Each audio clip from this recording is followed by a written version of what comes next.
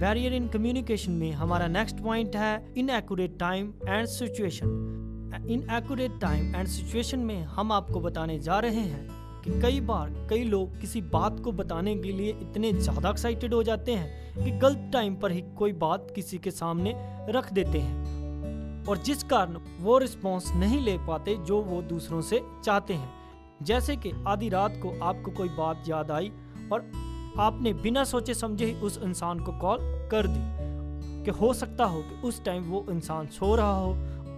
और अगर वो आपकी कॉल उठा भी ले तो वो आपसे अच्छी तरीके से बात ही ना करे,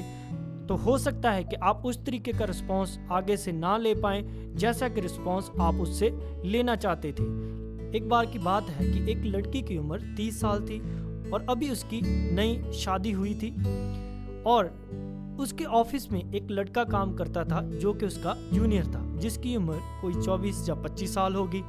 उसको रात को एक बात याद आ गई कि हाँ, ये तो बात मैंने मैम को बताई ही नहीं। उसने क्या किया कि आधी रात को ही उसने अपने मैम को कॉल कर दी और वो कॉल उसके पति ने उठा ली। उसके पति ने उससे पूछा कि तुम कौन बोल रहे हो, तो उसने बोला कि मैं मैम का जूनियर हूँ और मैं मैम से कोई काम के बारे में ज़रूरी बात करना चाहता हूँ। लेकिन उसके पति ने आगे से उसे कहा कि ऐसी बिजनेस की कौन सी बात है जो तुम्हें इस वक्त याद आई, जिसकी वजह से उनके घर में एक फ्री से मिसअंडरस्टैंडिंग क्रिएट हो गई, जबकि वही बात जूनियर सुबह के टाइम पे भी कर सकता था। सो इस तरीके से इनएक्यूरेट टाइम एंड सिचुएशन पे किया गया कम्युनिकेशन भी हमें बहुत ज़्यादा लॉस दे सकता है। और यहाँ पर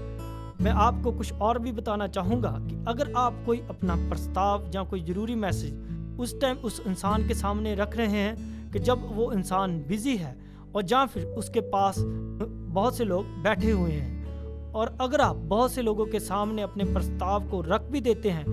तो हो सकता है एक इंसान तो आपकी बात को समझ ले, लेकिन बाकियों को उस प्रस्ताव की समझ ना आने के कारण आपका वहाँ पर मजाक भी उड़ सकता है। सो हमेशा एक इफेक्टिव कम्युनिकेशन के लिए इनएक्यूरेट टाइम एंड सिचुएशन का भी जरूर ख्याल रखें। सो अब हम बात कर चुके हैं बैरियर इन कम्युनिकेशन में इनएक्यूरेट टाइम एंड सिचुएशन के बारे में। अब हम बात करते हैं बैरियर इन कम्युनिकेशन में नेक्स्ट पॉइंट के बारे में, और वो है इमोशन।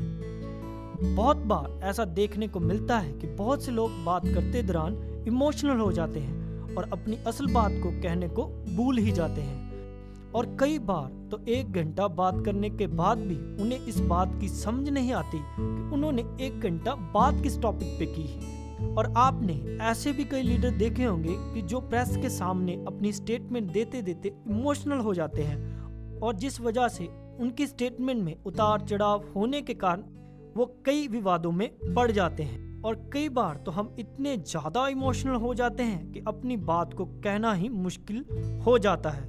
सो ज़्यादा से ज़्यादा कोशिश करें किसी को स्टेटमेंट देते दौरान या फिर किसी से कोई बातचीत करते दौरान ज़्यादा इमोशन में जाने की बजाय अपने मन को स्थिर रखकर टू द पॉइंट ही बात करें। सो अब हम बात कर चुके हैं बैरियर इन कम्युनिकेशन में इमोशंस के बारे में।